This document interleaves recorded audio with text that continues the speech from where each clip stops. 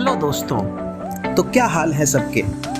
आशा करता हूँ सब बढ़िया होंगे और ज़िंदगी का मज़ा ले रहे होंगे, अपना और अपने परिवार का भी अच्छे से ध्यान रख रहे होंगे। तो दोस्तों, हम लेकर आ गए हैं आपके लिए एक और नई मज़ेदार और रोचक कहानी।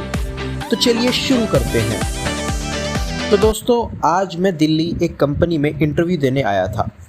बहुत जगह ट्राई करने के बाद आज फाइनली मुझे एक जॉब मिल ही गई। मैं उत्तर प्रदेश के एक छोटे से गांव में रहता हूं और आज दिल्ली इंटरव्यू के लिए आया था।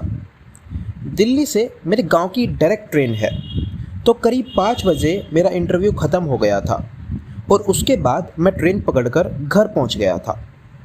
घर में भी यह खबर सुनकर सब बहुत खुश हुए।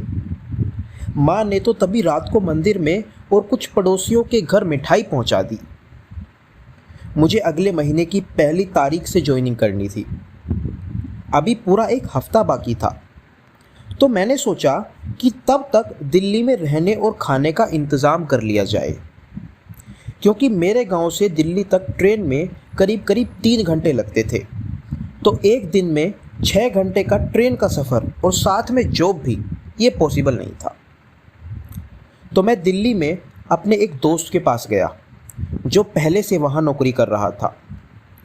उसने मुझे वहाँ आसपास रहने के लिए एक तो कमरे दिखाए, लेकिन उनका किराया मेरी फाइनेंशियल कंडीशन के हिसाब से बहुत ज़्यादा था।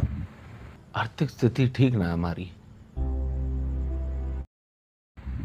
और वो भी ये समझ गया था, क्योंकि वो भी मेरे ही गांव का था और इस सब से गुजर चुका था। फिर उसने मुझे बताया कि जब उसकी जॉब लगी थी तो पहला महीना उसने गांव से दिल्ली तक रोज़ अप डाउन किया था और फिर सैलरी आने के बाद वो दिल्ली शिफ्ट हो गया था। मैंने भी सोचा कि ऐसा करना ही बेहतर रहेगा, तो मैंने यही डिसाइड किया कि 1 महीना मैं भी ऐसा करूँगा और 1 महीने के बाद जब सैलरी आ जाएगी तो दिल्ली शिफ्ट कर लूँगा। तो मैं अगले दिन वापस ट्रेन से ही गांव चला गया। वहाँ जाकर कुछ चीज़ें खरीदी जो ऑफिस के लिए चाहिए थी, जैसे कुछ कपड़े वगैरह, और फिर कुछ और टाइम अपने गांव के दोस्तों के साथ गुजारा। और फिर 31 तारीख की रात आ गई। मैं उस रात काफ़ी एक्साइटेड था और थोड़ा नर्वस भी कि पता नहीं कैसा होगा पहला दिन मेरे ऑफिस का। मेरे ऑफिस का टाइम सुबह 9 बजे से शाम 7 बजे तक था। तो मैंने सारी प्लानिंग कर ली थी कि यहाँ से 5:45 की ट्रेन पकड़ूंगा और 9 बजे तक आराम से ऑफिस पहुँच जाऊँगा, और फिर वहाँ से शाम को 7:30 की ट्रेन जो मुझे 10:30 तक घर पहुँचा देगी। सब कुछ सेट था, लेकिन उसी एक्साइटमेंट और नर्वसनेस की वजह से मुझे उस रात बहुत कम नींद आई। खैर, उसके बावजूद मैं सुबह 4:30 बजे उठ गया और 5:30 तक तैयार होकर स्टेशन पहुँच गया। वहाँ से ट्रेन पकड़ी और करीब 8:30 बजे मैं दिल्ली पहुँच चुका था। उसके बाद मैं ऑफिस चला गया। वहाँ जाकर वहाँ के एम्प्लॉइज़ से मुलाकात हुई और पहले दिन मुझे बेसिक थोड़ा सिखाया गया।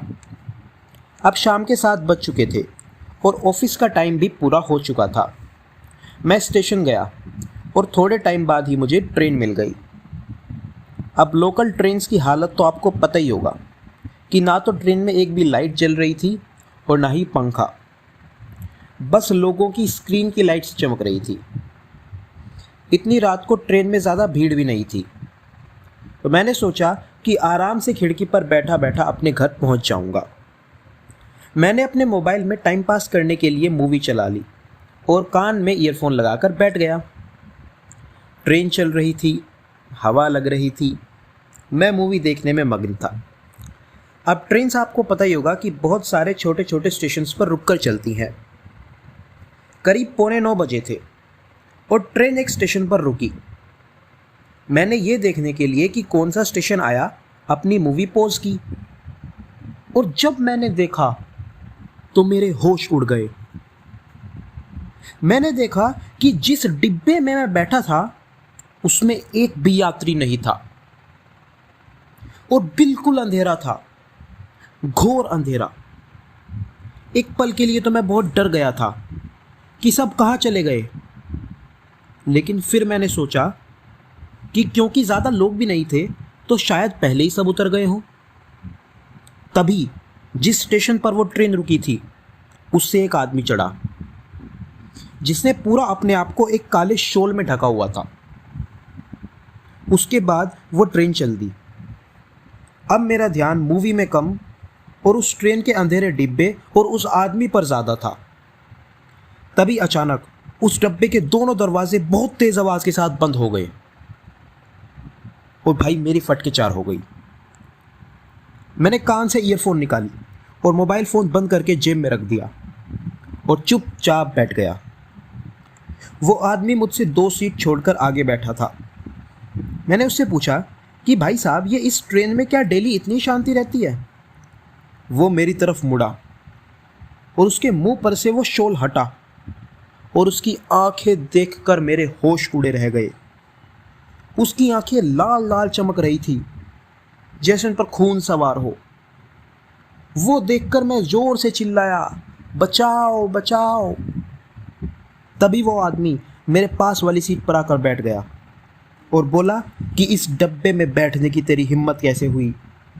अब तू जिंदा बचकर नहीं जा सकेगा। लेकिन तभी अगला स्टेशन आ गया और वो ट्रेन रुकी। मैं तुरंत उठकर ट्रेन से बाहर भागा।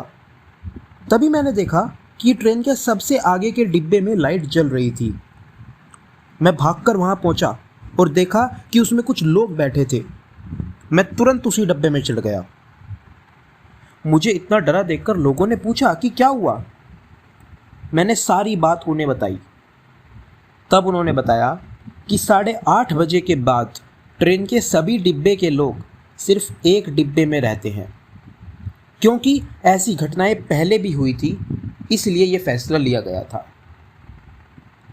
उसके बाद से मैं रोज़ आगे वाले डिब्बे में ही बैठने लगा। लेकिन हाँ, ये बात साफ हो गई थी कि वो कोई आदमी नहीं बल्कि एक साया ही था।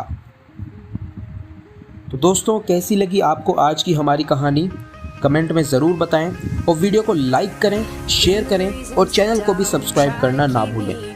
हम जल्द ही मिलते हैं आपसे एक और नई कहानी के साथ। तब तक के लिए जय हिंद।